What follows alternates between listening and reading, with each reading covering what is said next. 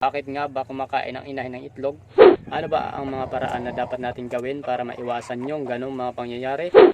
Kung talagang yung inahin mo ay kumakain na ng itlog at ganun pa rin, sa tingin mo mga kanitib, hindi nagbabago yung inahin na yon, ay huwag mo nang patagalin yun. Palitan mo na.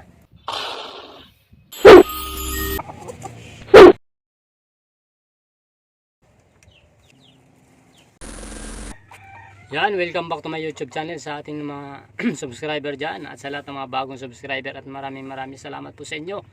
Yan, at ikaw pa nanonood ay maraming salamat sa iyo.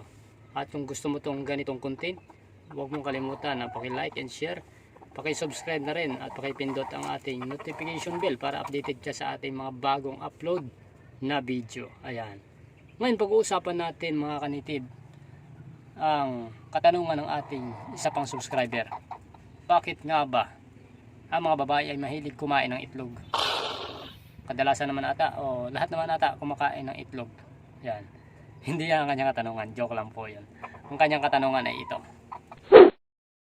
Ang kanyang katanungan, dahil mabilis nga lang yun, pinakita ko lang sa inyo. Ang kanyang katanungan ay, Idol, posible ba ang manok na mayroon namang pagkain, mayroon namang inumin, at nasa kulungan lang, pero hindi naman natin pinapakawalan, ay kakainin ba ang kanyang sariling itlog? Ayan. Una po, papaliwanag ko dito ay hindi po ako nagmamarunong, hindi ako nagmamagaling, lalong hindi ako duling. Ayan. Ang akin lamang po ay experience. Dahil na-experience ko na rin na nagkaroon ako ng ganyang inahin na kumakain talaga ng itlog habang siya nangingitlog sa kanyang pugaran. No? At ibabahagi ko sa inyo bakit nga ba kumakain sila ng itlog, at ibabahagi ko rin dito kung paano ba ito maiwasan at ano ba ang dapat nating gawin. Okay? For today's video ay una, bakit nga ba kumakain ang mga babaeng inahin o inahing manok ng sarili nilang itlog? Una po ay pagiging hybrid ng ating mga alagang manok, mapanitib, Texas, o layer, o Rhode Island, yung ano man yan, mga kanitib ang lahi ng ating manok. Yun ang pagiging hybrid nila o mataas na dugo ng ating mga alagang manok. Mapa backyard man yan, mapa farm man yan, okay, ay meron talagang manok na ganyan kumakain talaga ng itlog. Pangalawa, bakit ba sila kumakain ng itlog? Dahil kung marami na doong itlog sa kanilang pugaran mga kanitib, at kung hindi mo pa inaalis yung iba, pag inapakan nila, magkakrak yun mga kanitib. Pag magkakrak yun, doon nagkakaroon ng intensyon ang inahin na sisipsipin ang igyok at yung puti ng itlog. Doon nagkasimula nakakain ng iyong inahin ng itlog. Okay? Pag yun mawasak o nabiyak, maaring madamage pa yung mga kasamang itlog dahil mababasa at hindi na mapipisa pag yun ay pinalimlim mo. Okay? May mga itlog kasi, pangatlo, may mga itlog kasi mga kanitib na manipis ang kanilang tipaka. Sa Bisaya ba? Tipaka man na ba? Tipaka. Yung shell. Ayan, English shell ba? Shell. May manipis na shell ng itlog. O hindi sila solid, kaya nagkakaroon ng crack. Kung kunting apak lang, wala na, masisira na, doon na nagkakaroon ng crack. Siyempre sisipsipin ng inahin yun at kakainin nila. Pang-apat, mga kanitib, kung ikaw ay nagpapakain sa inahin, ay baka naman nagsawa na sa mga pagkain na binibigay mo. Subukan mo kayang palitan mo na lang siya.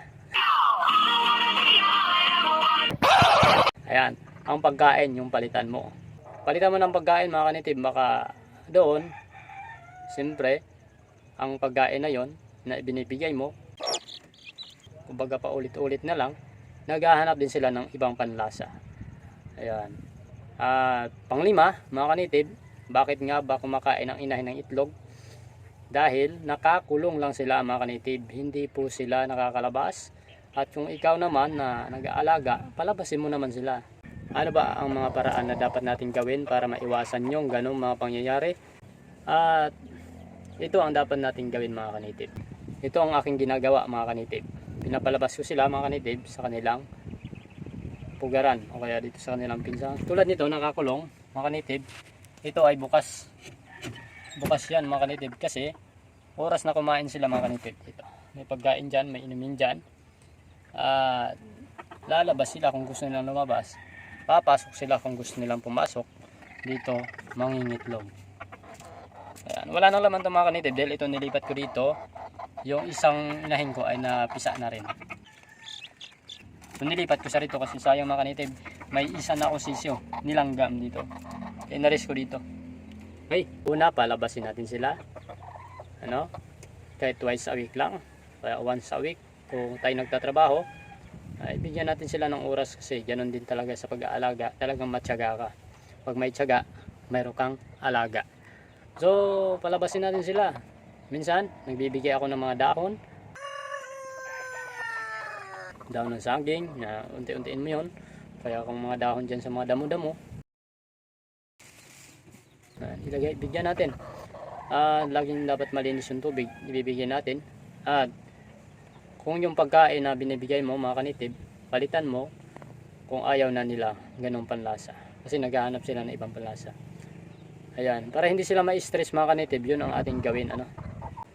Kung talagang yung inahin mo ay kumakain na ng itlog at ganun pa rin, sa tingin mo mga kanitib, hindi nagbabago yung inahin na yun, ay huwag mo nang patagalin yun. Palitan mo na. Kasi nasa dugo nila yon. Oras na ang manok na kumakain ng itlog, pag magkaroon ng lahi yan mga kanitib, ganun at ganun ang gagawin nila, ay hindi ka makakaipon ng itlog. Dahil kakainin nila, sila makikinabang doon.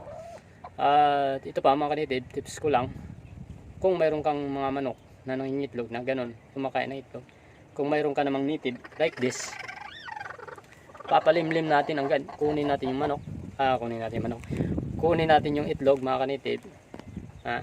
Ang ginagawa ko kasi mga kanitib, ito kinukuha ko yung itlog, tapos iniipon ko. Pag naipon ko na mga kanitib, dahil wala tayong incubator, pinapalimliman ko dito sa ating native. Ayan. Ayan. Kita nyo, pinapalimliman ko. Iba-ibang itlog yan ng Rhode Island Red, saka itlog yan ng isa pang inahin. Okay. Yun ang paraan mga kanitib. Minsan, kung mayroong talagang incubator, ipunin mo yung itlog na yon. Pag umabot na ng 12, 13, 14, 15, ayan, pwede mo na palimlim yan. Ano? Pwede mo na ibalik sa kanyang pugad, papalimlim natin.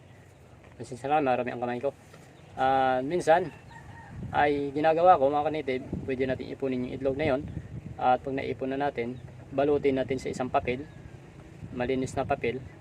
Punasan muna natin pala ng tilang malinis para hindi marumi yung itlog. At ibalot natin sa papel. At ilagay natin sa ilalim ng refrigerator dun sa loob, yung pinakailalim, para manatili yung fertility ng itlog. At pag yun ay pinalimlim natin at pina-incubate natin, sigurado ako mga kanitib, marami ka ng sisiyo, marami ka ng manok. Mas marami ka pang manok sa akin. Ayan, yan mga paraan natin mga kanitib. Ayan, sana mayroon tayong natutunan mga kanitib sa ating tinalakay sa tanong ng ating isa pang subscriber. Yan, shout out sa iyo na nagtanong sa ating channel. Ano po? Maraming salamat sa inyong lahat mga kanitib. Ay, nga pala. Ito mga kanitib, huwag niyong kalimutan.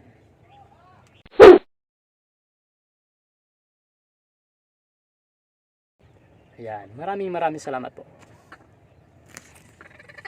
Ito bago to mga kanitib, bago. Bablog ko yan kung paano ko nakuha yan, saka yung isang puti.